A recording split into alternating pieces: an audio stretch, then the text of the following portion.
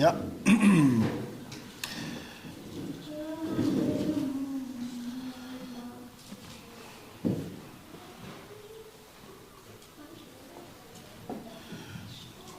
Tātou tusi nau I lunga le screen. Tāu whi mai lau tusi nei tai au.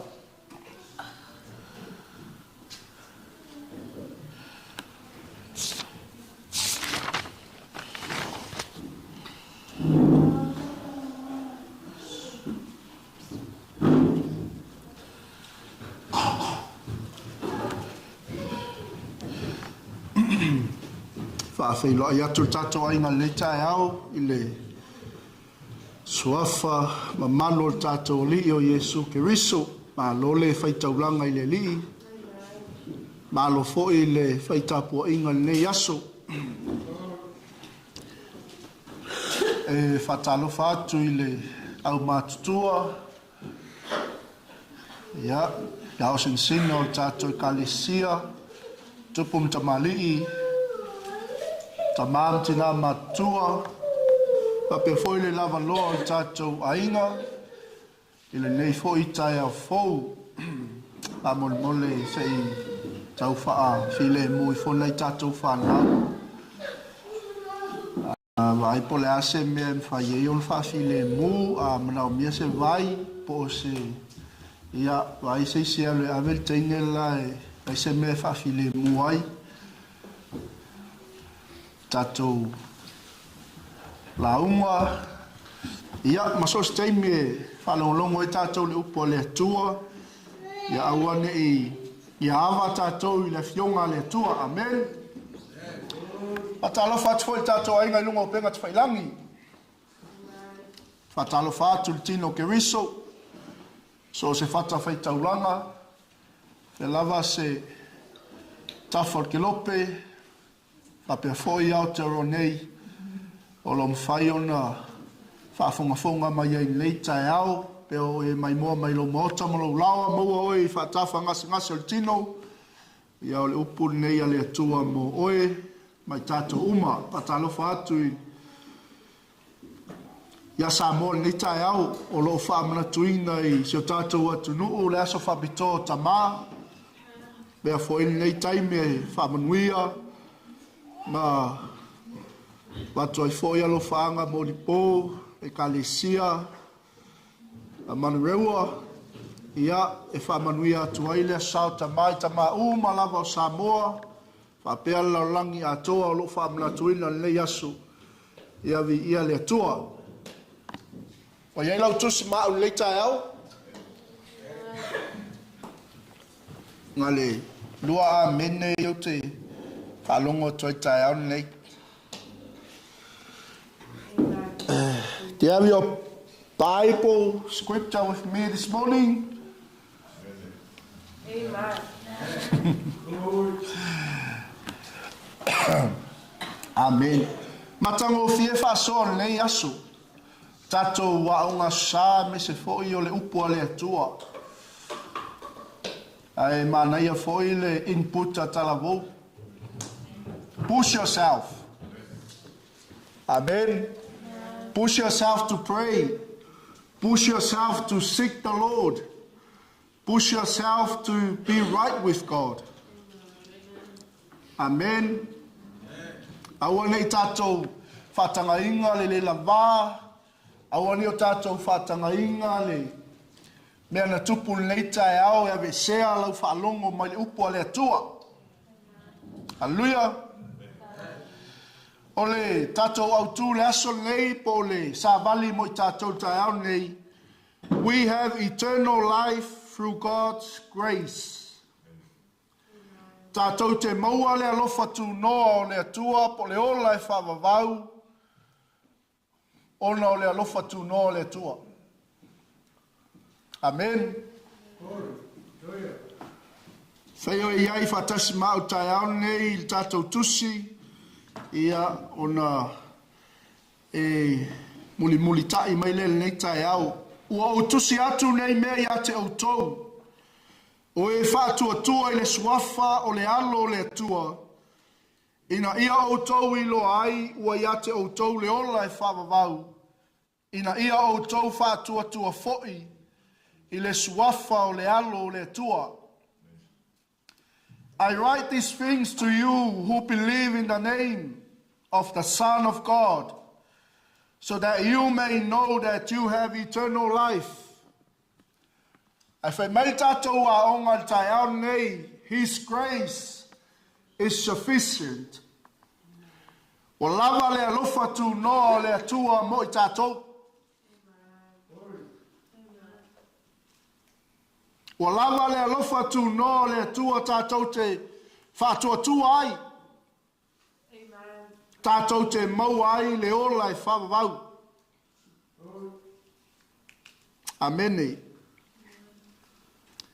Whai mai la fionga le atua, wa outu si atu nei mei a te outou o e wha tua tua. The word of God says, I write these things to you who believe in the name of the Son of God. Amen. O e wha tua tua i le swafa o le alo o le tua. So stangata e wha tua tua i le swafa lea. So stangata e wha tua tua i le atalii. So stangata e wha tua tua i le alo o le tua soifua. E maua e ia le ola e wha vavau. Or in other words, so stangata wha tua tua. Tātou te maua la le ola e wha vavau. Tātou te maua le ola e wha vavau. Tātou te maua le ola mai le tua. E au wala i le lofa tu no le tua le nei whaafonga i le tai au. Amen. O se, sile mwhai ona e whesilia i ate oe lava i le nei tai au po le nei aso. A whai e te oti nei lava. If you die today, o e mauti noa e te lua whaatasi malo atua i le ola e whavavau.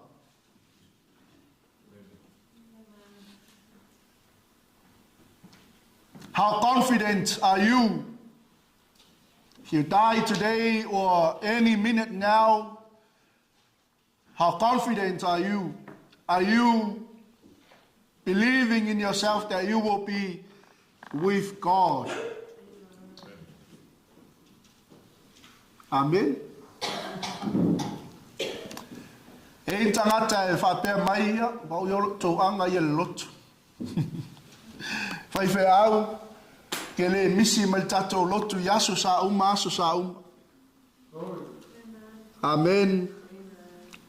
O loo le lei ia, te alofa i o tua oi. Te alofa i lo ta mama lo tina.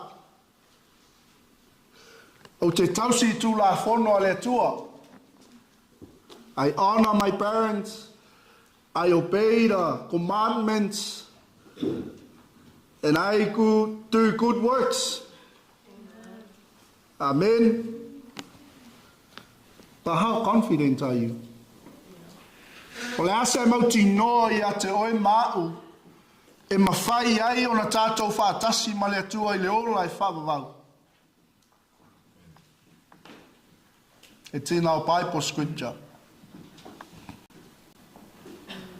A oe whatua tua i le suafa o le alo o le atua. Ua ia. Ua ia watu ai a te ila tau le ola e whavavau. Amen. Amen. Hallelujah. Amen. So the good news for us today, we have eternal life through God's grace. Amen. Ele matango fie foi fasol ni yaso.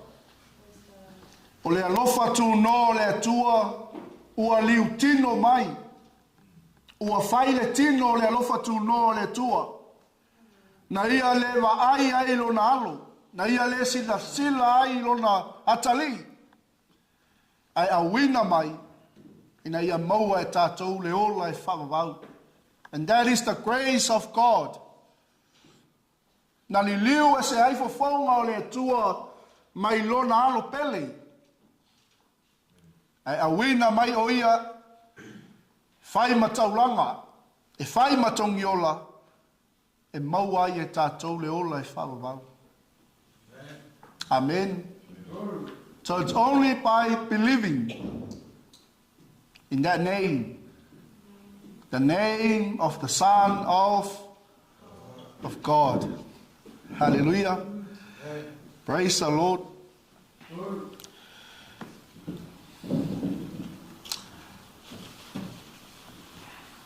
So eternal life is a gift. Ole ola e whawawau, ole mea alofa. It's the gift of God. It is not something we earn or deserve. Ole ola e whawawau, ole mea alofa mai le atua, e leo se mea e te tauanta ua maua. Ai ona ole alofa tu no le atua, wa tātou maua ai le ola e whawawau, po ole mea alofa fōai fōina mai a le atua. Amen. Al whai ngō fia I a, na o tātou whātua tua lava I lona swafa. Tātou whātua tua matali tonu na maliu o ia mo a tātou soli tu la fono, maanga sala. Pe ona whai mai tusi a Roma a. Roma I ono whai po loa su maltolu. A wao le oti, o le totongi lea ole. A o le ola e whawawau. O le mea fuai fuaina mai lea ele. I lo tātou alii o. Yesu Keriso. For the wages of sin is death, but the gift of God is eternal life in Christ Jesus our Lord. Le alofa tu no leo le atua leua tino mai. E tātau o na talia e tātou. Ina ia tātou maua lalea. Le ola e whawau. Ona o le alofa tu no le atua. Amen. Amen. Ai se au le ola e whawau o le me alofa. Why is eternal life a gift? Amen. O lo ta oto im ta upo le angsala tali. Ina ua paul tangata, ma ua soli el tangata le fea ngainga ma le atua, o ina whanau mai ai, le ola e whawawau, e whai ma mea alofa mo le tangata. Amen. The answer lies in understanding man's problem with sin. Tali o lo ta oto il whawhita auli o tangata I le angsala. Amen. Praise the Lord. Pau te mana o le tai aune, ia matua I tau lai lava le tātou ai le maulea. Today I want us to really focus and really understand the scripture. I write these things to you who believe in the name of the Son of God, so that you may know that you have eternal life. O tau e whātua tua il swafo le alo le tua, ina ia o tau I loa I ua iate o tau le ola e whawawau. Ina ua o tau whātua tua fo'i I le swafa o le alo ole e lo toa oi. Ei, o ei lo na iate o ele ola e whawawau.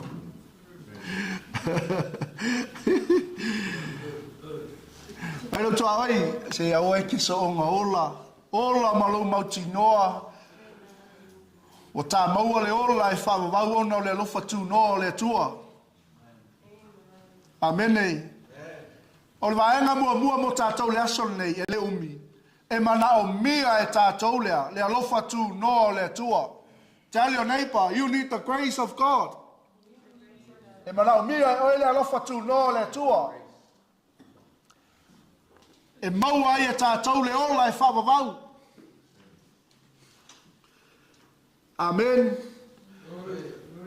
Ai se ai mana o mia ai e tātou le alofa tu noa o le tua. le anga ua violate le tangata lea. Le tūla fono a le atua le mta upo le ang sala. Amen. Sin is violating the law of God. Yon fai mai tusi e Ioane mua mta upo e tolu fai upo e wha. O i lato uma o e fai le ang sala. Ua lato soli fo i tūla fono. O le anga sala o le soli tūla fono lava lea. So any person who knows what is right to do but does not do it, to him it is sin. Amen. Sin is failing to do what is right. Hey, mom. Dad, I learn me leia le fai o lang sala. Hey, whanau, ai learn me lei ai le faia o le anga sala. So e manau mia e tātou le alofa tu no le tua. Why? Because sin is violating the law of God. Sin is failing to do what is right. Aya. Amen. Hallelujah. Ia kopo e whawhai po sumalfitu i alna. O le nei, o le ua i loa e whaile mea le lei e le whaia ole anga sala. Amen. Everyone has sinned in some way. Aya. Wanga sala tangata uma. Yon whai mele ro mai tolu lua su mai tolu. Awa wanga sala tangata uma. Maua le o i le vi inga mai le atua. For all have sinned and fall short of the glory of God. Amen. So no one is perfect, are you? Hallelujah. Everyone has sinned in some way. Amen. Ua whamtala mai el tuspaia I unga o le ang sala. Pe on tātou ngoli mawina tai au nei. O le ale unga o le ang sala. Ole, o, ti, I, oti. O le ale toa inga oti.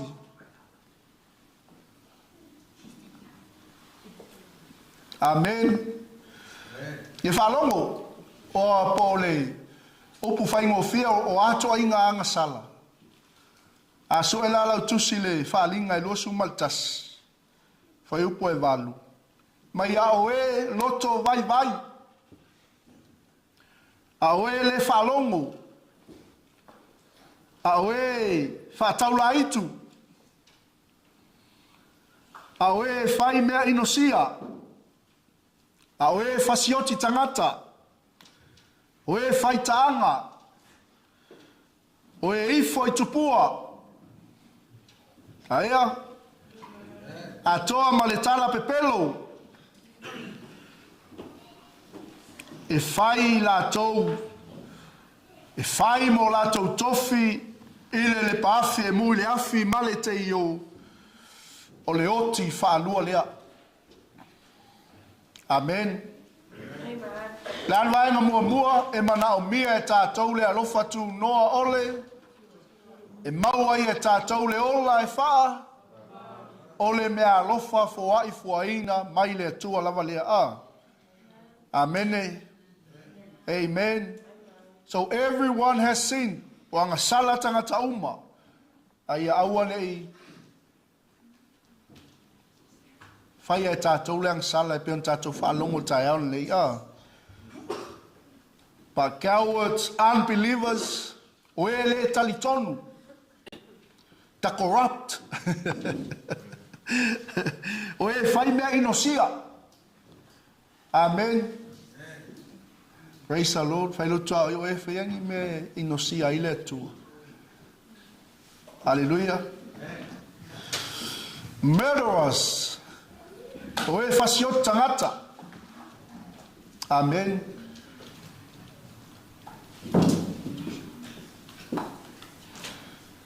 Immoral, those who practice witchcraft. O le angsala aia. O e fai whātau la itu. Mana ia leu po le atua. E lo toa o whainga o mea whātau la itu. E lo toa o aua. Or even ask your neighbor, are you going to witchcraft? O e alu I whātau la itu. Petele whaia whainga ke alu I whātau la itu. O le anga nang sala. A o e whai whātau la itu. O e ifo I tupua. So on and so forth. O e tala pepelu. E whai o lato tofi le lepa afi e mu le afi male te yo. O le oti whaalua. Whaalua le a. Amen. Their fate is in the fiery lake of burning fire. This is the second death. Longo inga ele. O tato umatu manila langi ole. O malanga mua. Amen. Malanga lona lua lo. Ia o le ola e whawawau. Po le afi e whawawau. So fili oi la sonei. Pete fia alu le ola e whawawau. Po le afi e whawawau. Amen. Paenga mua. Lo ainga tai au nei. E mana o mia e tātou le alofa tu no le tua. Amen. Fa feon tātou tania le alofa tu no le tua. Ina o tātou whatua tua I le suafa o lona alo. Amen. Ina o tātou whatua tua I lona maliu. I lona tanumia ma lona toi soifua manu malo mai. Simple I o tātou maua ina o le alofa. Ale tua. Le ola I whawawau. Amen. E le tapena ina I se tangata. Na sau nia lawa I le atua. Ina ia toia. Ma futa whaatasi malani tangata. O le pale ali I o ana ngaduenga. Even if it's just one sin, we are still guilty. E le whaingai alo mai le te leo le lisi. Ia ngai ai fo isi mes fu mal fitu ngai kua fo le tusi. Na fo le tusi. Kaltia. Oka se fulu fitu ma lesi lisi le iu. Vai o le pepelu. O a mai lo langa pepelu. O mutu sa. E fai lo tua oi. Soli o a mai lo langa ku e alo pepelu. E alu ai le afi ma le te io I whawawau. Whai ai, ia e aka mai ali e o ka ue le afi. Amen. Tu sape, skama yang sala.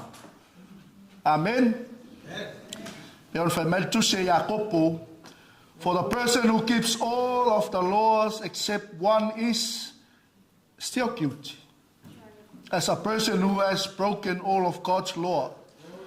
For the same God who said, you must not commit adultery, also said, you must not murder. So if you murder someone, but do not commit adultery, you have still broken the law. Amen. So we just have to be right with God. Vaenga lona lua. Wai ai. Nā vaenga mua e mana o mia e tātou. Le alofa tu noa ole tua. Ainga lona lua. O le ava noa I le alofa tu noa ole tua. E lo tua oia ia tā ua so le ke le ngai ava ngoe tu mai. A ngā e ke le koe salamo. E lo tua oi, se salamo ia. E le kei me uma le ava noa. Tell your neighbor, repent now, before the time is over. E leo se tala ngongol mea tātou le whai loko ainga. So tell your neighbor, repent now, salamo loa. Manua maua le manoa. Se ai mana o mia e tātou le lofa tu noa. Amen. God offers the gift of life. Aya. Mai e tamale mea lofa sili mo tatou. O le mea lofa na ia tapena mai aile. Fofoanga o le lalangi. Amen. In mercy, God offers the gift of eternal life. Le lofa muti vale o le atua. Na ia foai mai ai le ola e whavavau mo tatou. He does this through the death of his son. Na tapena ele atua e ala il maliu o lona alopeli. Amene. Pea le whametu si a Roma i lima whai poe valu. A ua whaali tino ina mai ele atua lona lava alofa ia te tatou. Ina ua maliu ke riso masui oi. Tatou a o tatou. Anga sala pea. Amen. Out of love, God sent Jesus to be a sacrifice for our sins. Amen. So e te le la lewa noa le tu mai a tātou te mini. E le te tau e ona o oi tātou i le oti whālua. O le afi ma le te io. It's not a joke. Amen.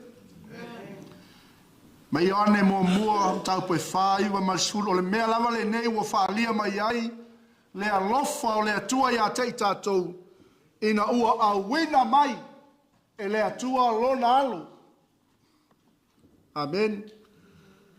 Ile lalolangi ina ia tātou wola ia te ia a. Amen. God showed how much he loved us by sending his one and only son into the world so that we might have eternal life through him. Hello ta oi hola ya ke riso.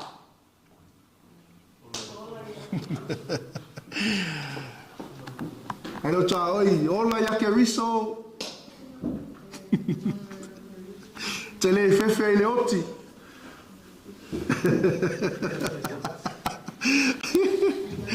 Amen. Hallelujah. E on pala i leot. Mai tala apostolo Paulo. O le oti o lea.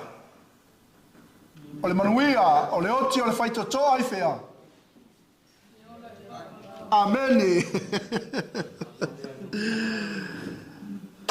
Mai whai poe swulu o le alofa lava le nei. E le ona ua tātou alofa i le atua. A ua alofa mai o ia ia te tātou. Wana a wina mai foilo na alo o le tongi ola mo a tātou ang sala. Amen. Lungo sa tauro na tutongi ai e sua tātou wang sala. Amen. On the cross, Jesus paid a price for our sins. Through his death, Jesus made eternal life possible. Amen. Al tātou whatua tua lava, wa umona. Whaia ele tua le taulanga o le tongi ola mo i tātou. Amen. This is the real love. Not that we love God, but that he loved us and sent his son as a sacrifice to take away our sins. What a wonderful love. Oh. Amen. What a wonderful gift. Hallelujah. O lo iai le avanoa, o so stangata so i fua il taimili nei, i le alofa tu noa ole, longo winga ngā iau a aho, nai lo fina ngalo, lo malo loto lea, lo avanoa i le ola i whaavau. Amen. Praise the Lord. Sadly, many people receive the gift of life and backslide out. O toi foi mea umaia. O pipelo. Fai whatau la itu. So on and so forth. Fai taanga. Amen. You can read it yourself. Hallelujah. Ua le fai ale finangalo le tua. If you receive the gift of life and not doing the Father's will. Amen. Hallelujah. Per fisili len fatu lai mo tatou le sol le ia. Le ale mauti no lo ia te o ia tonu lo fa pe mai nisi. Ele o misi la lo tu le sali fai feau. Ele o misi la o ngaluenga le leile fai o tua oi matangata la tele. Hallelujah. Amen. Wa fai mai le matai o fitu wa. Not everyone who calls out to me, Lord, Lord, will enter the kingdom of God. Only those who actually do the will of my Father in heaven will enter. Amen. Amen. But remember, doing good things does not merit eternal life. Elo tele o tatou me whaie, maua e tatou leo lai whawau. Amen. Nyan wainga lo na lua.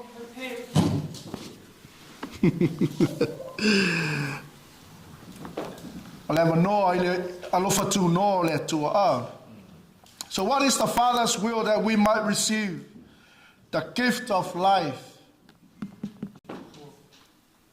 Le ale fina ngalo le tua ne e tatou maua i le ola e whawau. Whatua tua. Talitonu. It's only by believing in the name of Jesus. Aya. Amen. Why? E leo tatou ngaluenga. Leo tatou whalongo tau nei. We all have sinned. Amen.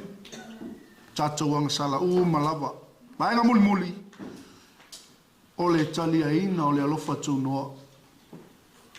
Amen. Whawhion tatou talia le alofa tunoa. Tali tonu ia Yesu.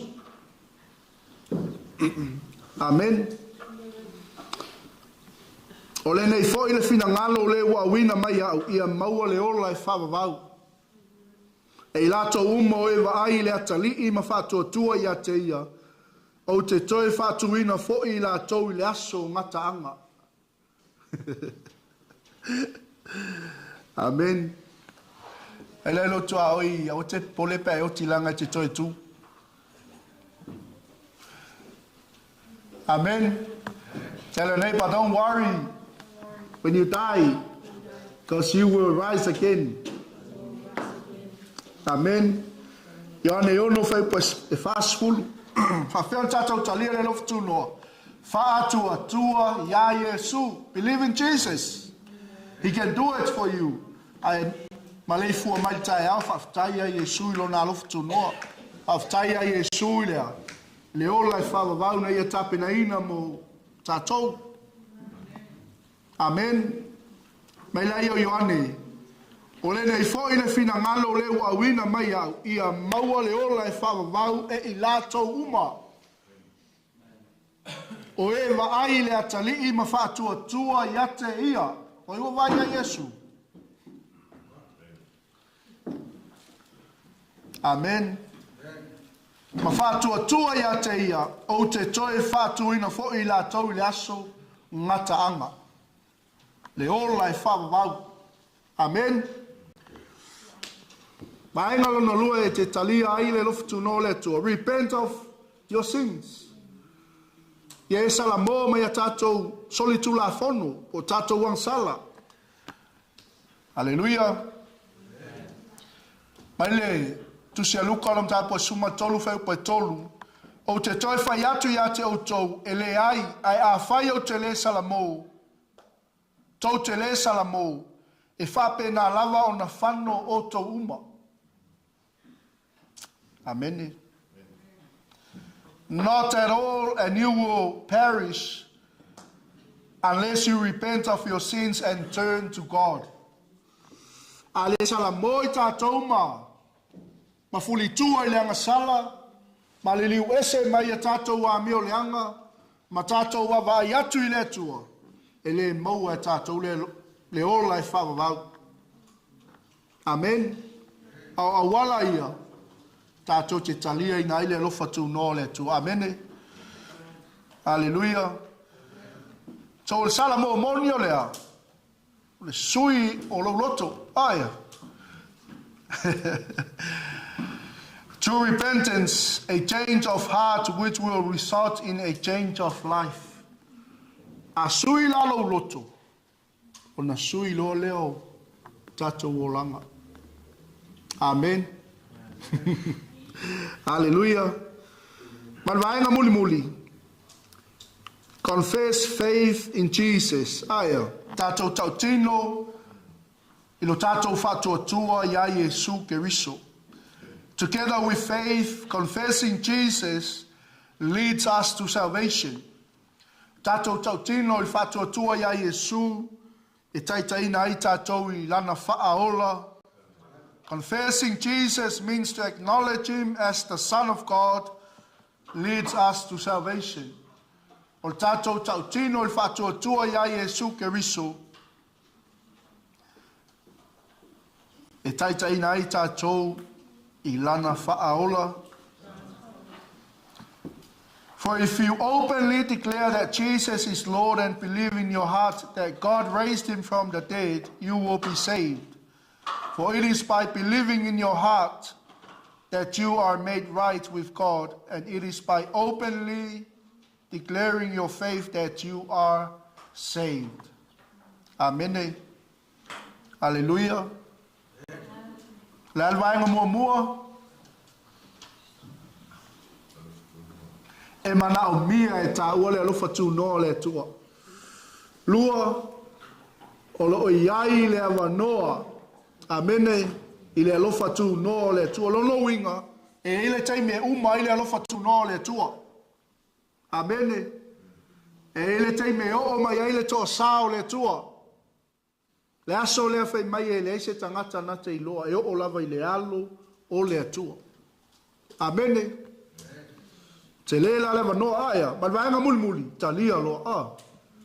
Talia fa pefea ina ua tali tonu ya Yesu. Tautino ya wanga sala ia mafatua tua ya Yesu Keriso. Amene. Savali namo tatou le yaso. We have eternal life through God's grace. Pai vatasi ya. We have eternal life through God's grace. Mele si e lo auta matau le tai au. Matou whaaftai le tua. Matou whaalongo maltotoa e lo whetalai mai mo I matou.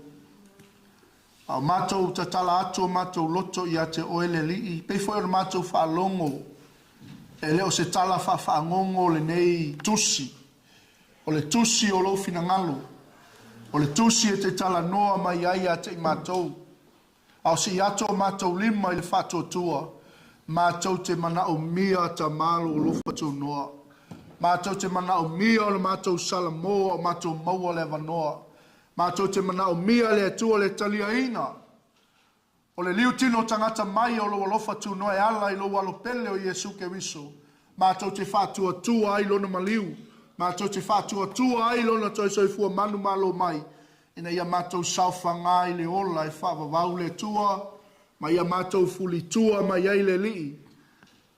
I mea uma lava o e whetalai mai ia te I matou e whano ai matou. O lau te talo ta male le yaso whamanuia I lo ainga. Whamanuia le atua I whanau. Whamanuia le atua I ta māmatinao, tama mataine le li. Aua ne I mā ia te I lātou le atua. Ia ta tala le lātou talinga whaalongo. E la ngona ai le atua ma malama. I lau tuspa ia, I peina e au au ina I mātou. Ina ia mātou mā futa whaatasi lo malo. I le ngataanga wa e saunia mo I mātou. I le ola e whaavavau e ala I lo walofa tu noa. Hafta I tele tamale ne yaso. Whamanuia le atua I le tino Keriso. Iau o waunga o lo tuintangi olo le atua wale. Taua suinga o le puwai o le ola. Ia ola nganga o Samoa mo le atua. Wai pero le mātou talitonu. E whaavae le atua ia Samoa tamale ne yaso. Ne ia tunuu mātunuu I mamau. O lo mātou whaitapo inga whaatasi le li e. Ia maua lunga ai se vi inga o laua fio. Ma ia whapenale tua. ona e foa i mai ai le manuia ia te i mātou. Whamanuia le leiva yaso, mai se o polkalame o fuafuanga, ma vaenga uma le lii o le mātou ngalu lue ai lo fina ngalu. Whamanuia i mātou uma tamale le tai au. Whamanuia o ngā nei whanau, mai se i la tau le lii e whia ngai ma ngā luenga.